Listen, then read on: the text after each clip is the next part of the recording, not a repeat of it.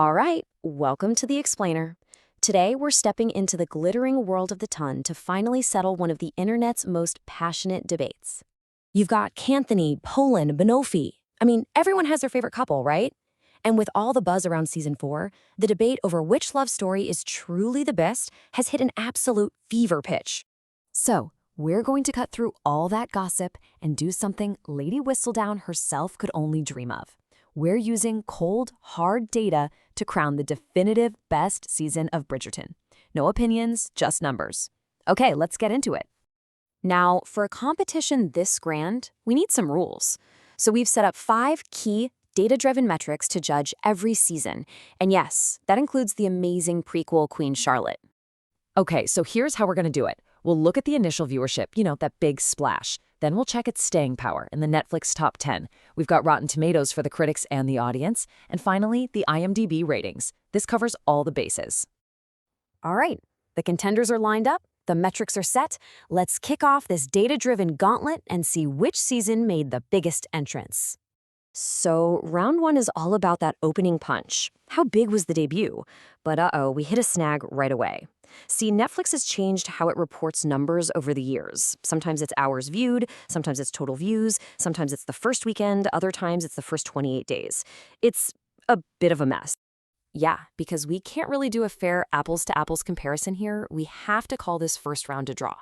It's just not a level playing field. So, no points on the board yet. Let's move on to something a little more clear-cut. Okay, round 2 is longevity. This is all about staying power. It's one thing to have a huge opening weekend, but how long did a season stick around in the Netflix top 10? That's the real test, right? And the winner here is Season 2. Wow, an incredible 11 weeks in the top 10. Canthony's slow burn romance clearly had some serious legs, keeping everyone hooked for almost 3 months straight. All right, let's move on to round 3, all-time legacy. This is the big one. We're not just talking about a few weeks in the charts, we're talking about making a permanent mark on Netflix's coveted all-time most popular list. And look at that, a victory for the OG. Season 1 takes this round. The season that started it all is still sitting pretty at number 7 on the all-time list. It didn't just kick off a series, it literally became a streaming legend. Okay, for round 4, we're heading over to Rotten Tomatoes. And we're splitting this one in 2. What did the professional critics think? And what did you, the audience, think? And this is where things get really fascinating, because we've got a bit of a split decision here. So the critics, they absolutely fell in love with the prequel, giving Queen Charlotte a massive 94%. But when you look at the audience score, it's a dead heat. Both Queen Charlotte and Poland Season 3 tied with a solid 76%. And now for our final official round, we're looking at the IMDb average rating. This is basically the People's Choice Award, right? It's an average of thousands and thousands of individual fan ratings.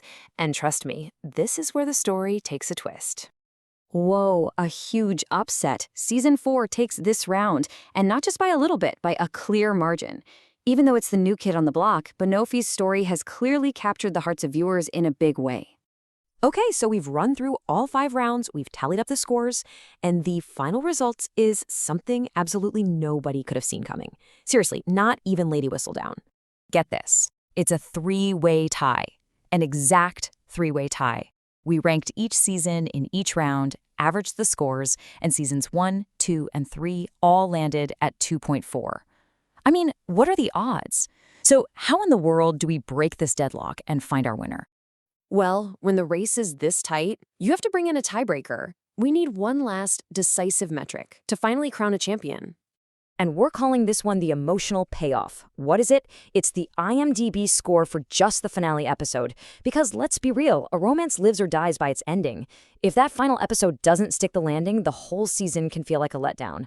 So when we apply this tiebreaker to our top 3 seasons, a clear winner emerges.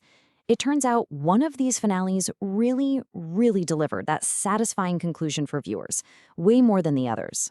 The tie is officially broken. The scores are in. It's time. Let's reveal the final official data-driven ranking of the entire Bridgerton saga.